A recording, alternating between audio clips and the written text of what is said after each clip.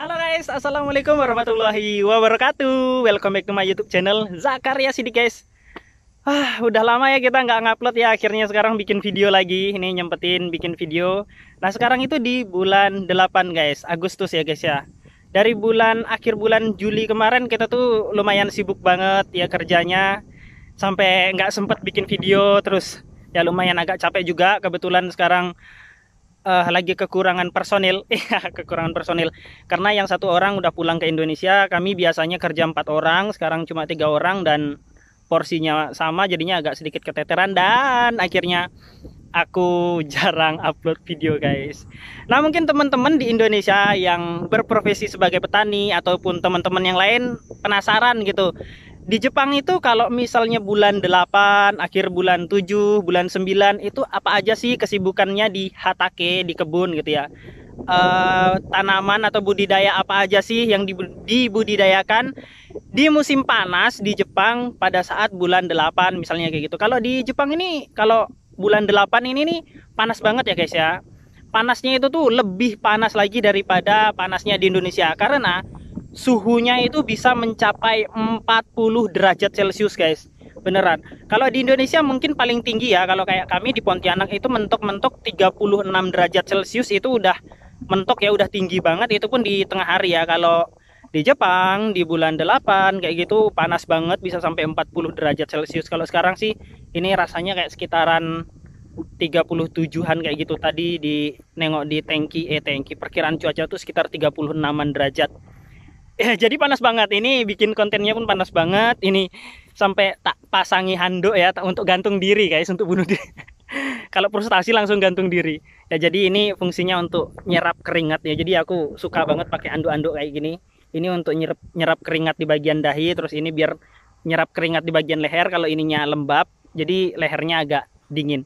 Oke, langsung aja kita nengok-nengok ladangnya nih guys. Nah, jadi kalau di bulan 8 kayak gini guys, umumnya kita ini, karena kita ini di dataran menengah ya, menengah, bukan kayak di dataran tinggi kayak di pegunungan kayak di daerah Nagano, Gunma gitu, bukan ya guys ya.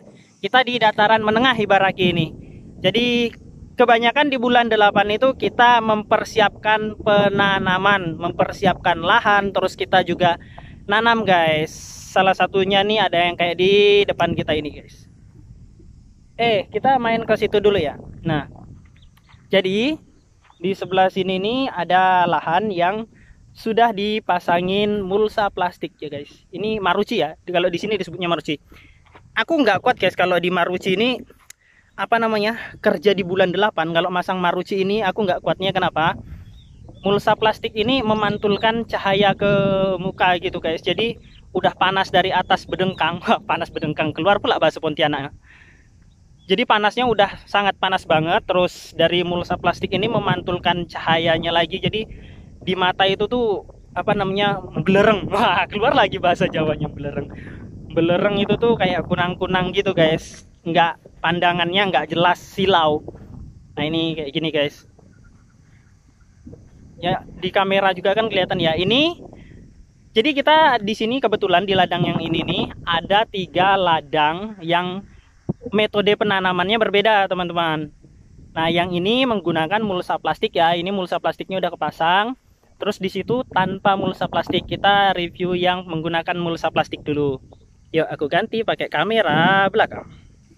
Jadi ini dia yang menggunakan mulsa plastiknya guys. Nah ini bos aku biasanya kalau menggunakan mulsa plastik kayak gini menggunakan pupuknya full kimia sintetik ya guys ya. Aman kok guys, menggunakan pupuk kimia sintetik full aman kok guys. Nyatanya di pertanian Jepang ini ya kayak gitu guys. Di bos aku ini ya kayak gitu. Cuman ya namanya apa ya, karena kelasnya mungkin bos aku ini kan kelas petani konvensional, bukan kayak yang petani organik gitu guys. Ya jadi aman ya. Ini untuk penanaman selada. Biasanya untuk selada head crop, selada green refu atau sani. Sani itu yang merah ya. Sani itu di sini disebutnya yang merah itu selada keriting yang merah. Terus kalau rifu atau apa ya, selain rifu itu apa ya, karu ya, bahasa lainnya di sini karu, itu selada keriting yang hijau. Terus head crop, ada juga retas head crop yang bundar kayak gitu guys. Itu ditanamnya menggunakan mulsa plastik kayak gini. Dan ini mulsa plastiknya saling tutup menutup ya teman-teman. Nah kayak gini, tutup menutup. Dan ini kalau sudah ditanam biasanya enggak disiram. Kadang ya disiram, kadang ada disiram, cuma enggak rutin guys. Jadi ini karena misalnya ini kan karena ini semuanya tertutupi menggunakan tertutupin oleh mulsa, jadi enggak, penguapan air dalam tanah itu tuh enggak kuat gitu ya. Terus kalaupun terjadi penguapan itu kan kena plastiknya terus kembali lagi ke dalam tanahnya lagi. Jadi di dalam tanahnya ini nih lembab ya guysnya. Terus di sini nih ada lubang-lubang ini guys. Jadi kalau teman-teman bisa lihat ya, tuh ada pesawat US Army guys, pesawat perangnya US Army itu. Maklum lah Jepang kan itu ya sekutunya Amerika ya. Sekarang kan lagi apa namanya itu yang Laut Cina Selatan itu. Di sini sering banget latihan pesawat ya. Biasanya tuh kalau terbang tuh ada 3-4 gitu. Itu besar banget. Udah kembali ke topik. Itu ada lubang-lubangnya guys. Jadi kalau misalnya yang menggunakan mulsa plastik kayak gini, biasanya bos aku nyiramnya menggunakan selang drip. Teman-teman kalau belum tahu yang selang drip kayak mana, bisa ditengok di link deskripsi ya. Nanti aku simpan link video yang nyiram menggunakan selang dripnya di linknya aku taruh di deskripsi kayak gitu teman-teman. Nah kalau kita nyiramnya pakai selang drip yang pemecah ke atas kayak gitu kan nanti airnya nyebar. Ketika di sini udah agak airnya sudah tertumpuk, dia nanti akan meresap lewat lubang-lubang ini guys. Begitu juga kalau misalnya ada hujan guys, jadi aman, nggak perlu nyiram setiap hari. Kalau misalnya walaupun panasnya bisa mencapai 40 derajat itu aman di sini guys, aman, tanamannya oke. Kalau misalnya hujan, airnya itu tuh masuk ke sini guys, jadinya diserap oleh tanah yang bagian dalam kayak gitu. Nah itu di bagian sana itu ladang kami juga. Nah itu ada ladang orang yang mau dipasang mulsa plastik juga, dan di sebelah situ ada yang tanpa menggunakan mulsa plastik. Yaudah yuk kita ke situ. Nah yang di sini guys tanpa menggunakan mulsa plastik ya guys ya, ini ditanamin Kyabetsu kubis ya. Kalau yang di situ untuk sejenis selada-seladaan menggunakan mulsa plastik musim panas. Kalau yang sebelah sini kubis. Nah kalau kubis di musim panas enggak pakai mulsa plastik teman-teman. Apa ya, rugi kalau pakai mulsa plastik. Kalau pakai mulsa plastiknya itu kalau kubis hanya di musim dingin aja kayak gitu supaya tanahnya anget kan. Nah kalau musim panas kayak gini kubis enggak pakai mulsa plastik, sama halnya seperti sawi putih. Terus apalagi ya, oh ya mungkin teman-teman penasaran ya dengan cara penyiramannya. Jadi ya ini kalau teman-teman tengok nih udah ada kayak bekas disiramnya. Udah yuk kita ngobrol lagi yuk. Nah ini tadi baru aja selesai ini guys. Ini disiram manual ya. Ini model bedengannya. Bukan bedengan sih, ini lebih ke arah guludan ya. Karena kecil-kecil ya. Kecil-kecil kayak gini ya sama aja lah. Guludan, bedengan. Nah bentuknya kayak gini. Ini bibit kubisnya baru ditanam tadi pagi. Terus setelah pagi langsung kami siram satu per satu menggunakan selang pakai ujung gembor kayak gitu guys. Jadi selangnya itu tuh ujungnya tuh dikasih kayak pemecahnya itu, bukan nozzle sih, kalau nozzle kan semprotan ya. Pokoknya kalau kata orang sini jaguci, nah gitulah. Pemecahnya itu loh, moncong pemecah air, moncongnya gembor. Nah, itu disiram satu per satu karena kalau nggak disiram panas banget ya, takutnya nggak tumbuh ya. Bayangin aja 37 derajat itu bukan bukan dingin loh, panas loh itu. Kalau di situ kan untuk selada, di sini kubis bedengannya kecil-kecil kayak gini, ini ditarik pakai traktor langsung jadi. Nah kalau bulan 8 di pertanian Jepang ya kira-kira model pertaniannya kayak gini guys. Nah ini jadi persiapan penanaman selada, terus penanaman kubis. Terus di sebelah sana itu tuh lahan yang baru dipupuk tadi pagi. Yuk kita jalan ke sana yuk, main yuk. Aduh getarannya. Ini ada kedelai ini kedelainya mbokku. Nah sebelah sini guys, ini ladang yang belum digarap tapi udah dipupuk dasar ya guys ya. Kalau yang sana udah dipasang mulsa, yang ini malah udah ditanam, yang di sini baru di pupuk dasar guys. Pupuk dasarnya apa ya, seperti video-video saya yang lain-lain guys tentang pertanian Jepang, itu banyak banget aku jelaskan.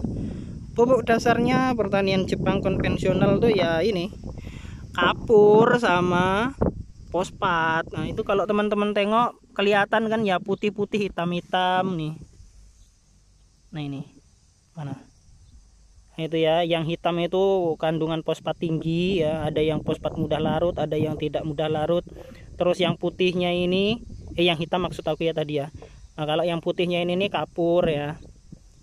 Ya kalau di Indonesia kita bisa pakai Keptan ataupun Dolomit bisa. Tapi di sini kapurnya mantap guys. Bentuknya itu tuh kayak merengkel-merengkel kayak gini, tapi kalau misalnya dia kena air atau kena uap gitu, itu langsung hancur lebur kayak gini guys. Nah itu ya teknologinya mungkin beda ya, teknologi pembuatannya. Kalau di Indonesia kan lebih ke arah tepung, kalau di sini tuh kayak granular kayak gini, tapi kalau kena air langsung hancur. Nah ini teman-teman bisa buktikan, bisa lihat ya. Ini aku ambil lagi yang ini yang masih utuh nih. Ini kalau kena air aja ini langsung hancur lebur lagi. Tuh, ini keras ini guys, ini keras. Tuh, keras, tapi kalau kena air langsung ambiar. Contohnya aku punya di rumah sekarung itu tadinya apa namanya masih keras, setelah dibuka tak biarkan 1 hari langsung jadi tepung semua guys. Padahal tanpa ditumbuk ya, tapi langsung berubah jadi tepung. Itulah mungkin teroksidasi, mungkin wah oksidasi apa namanya oksidasi. Ya kayak gitu guys. Ini mungkin nanti mau ditanam kubis lagi guys, belum aneh-aneh yang lain-lain, baru kapur sama fosfat ya. Pokoknya intinya itu tuh setiap dalam penanaman nggak ketinggalan kapur sama fosfat kalau di pertanian Jepang yang model pertanian konvensional kayak tempat bos aku ini. Kalau kayak ceritanya misalnya kayak pertanian organik mungkin beda lagi ya guys ya, karena sektor pertanian itu kan banyak jenis ya, ada yang hidroponik, ada yang organik, ada yang konvensional gitu kan, dan memiliki pasar yang berbeda-beda, punya apa namanya kebiasaan berkebun yang berbeda-beda juga gitu ya. Kalau ini salah satu yang konvensional ini ya, kayak gini guys kebunnya guys. Ada juga sih bos aku itu tuh nanam cabai besar, tapi ladangnya bukan di sini. Itu periode penanaman di bulan 4-an. Kalau di bulan 8-an ya sibuknya kayak gini. Nanti masuk di bulan 10 itu kita sibuk panen guys, kayak gitu. Kalau di sana tuh ada loncang apa, daun bawang guys, itu daun bawang, tapi bukan punya bos aku, punya orang. Jadi nggak usah kita review ya, yang kita review yang ini aja ya. Jadi kayak gini ya pertanian Jepang di musim panas. Ini aku dikasih sama bos aku terong nih guys, mantap ya. Terongnya besar-besar kayak, bukan besar sih, panjang ini. Enak ini, nggak ada bijinya ini, lembut banget. Sama ini ada apa namanya cabai besarnya, aku ngambil untuk masak ya. Lupa aku taruh di dapur tadi. Ini kalau udah merah kayak gini nggak laku dijual guys, ini dibuang. Apalagi yang udah kayak gini. Ini nggak laku, ini nggak laku dijual ini pimangnya. Ini dibuang ya, daripada dibuang kan aku yang ngambil lah untuk masak, lumayan kan guys kan. Untuk tambah-tambah campuran di dapur kan. Nah, kayak gitu guys. Inilah dia pertanian di Jepang kalau musim panas. Ya kira-kira kayak gitu guys. Pertanian di sini. Keren ya, keren. Bagus ya bagus, tapi di Indonesia juga nggak kalah bagus kok. Di sini tuh cuma apa ya, menang disiplin, menang peralatan, menang biaya, menang harga jual. Yo menang kabeh berarti. Terus Indonesia menangnya apa? Indonesia tuh menangnya tuh cuacanya tuh apa namanya, kita bisa menanam di setiap waktu guys. Itu dia. Cuma yo bisa jadi musibah, hama penyakitnya itu tuh nggak hilang-hilang kayak gitu guys. Bulan 8 ini bulan yang lumayan isogasi dah. Apalagi kekurangan 1 orang ya. Gak terasa guys, aku sebentar lagi pulang ke Indonesia. Ini paling tinggal ngitung berapa minggu lagi. Selain jarang upload, juga pikirannya udah kemana-mana ya. Pikirannya udah di rumah. Pikirannya udah aneh-aneh, di rumah aja udah. apalagi ya, kayak gitu sih. Yang penting teman-teman udah dapat gambaran. Oh iya, kalau misalnya teman-teman mau nanam kayaknya boleh juga tuh di apa namanya, di schedule kan, dijadwalkan. Kayak kita melihat agroklimatologinya, agroklimatologi. Apa namanya? Cuaca, perkiraan cuaca di sini tuh kalau misalnya kayak nanam cabe itu kecenderungannya cabe, terong, tomat itu kecenderungannya nanamnya tuh di bulan 3 bulan 4 kayak gitu. Kalau di bulan-bulan kayak gini nanam sayur daun-daunan. Rotasi tanam penting banget untuk memutus siklus hama dan penyakit. Kalau di Indonesia tuh perlu banget tuh rotasi ya. Oke guys, karena ini udah siang, panas banget juga. Aduh, Masya Allah, panas banget ini beneran. Teman-teman juga udah dapat gambaran. Aku pun mau istirahat dulu sejenak ya. Istirahat siang, makan, leleh sebentar. Di situ berangkat kerja lagi. Terima kasih lah ya yang udah mampir ke channel YouTube ini, yang udah nge-support terus. Makasih banyak banget pokoknya. Semoga ada sedikit hal yang bermanfaat dari videoku yang bisa diambil teman-teman. Kalau ada salah hilap kata, perilaku mohon dimaafkan. Terakhir dari aku, wassalamualaikum warahmatullahi wabarakatuh.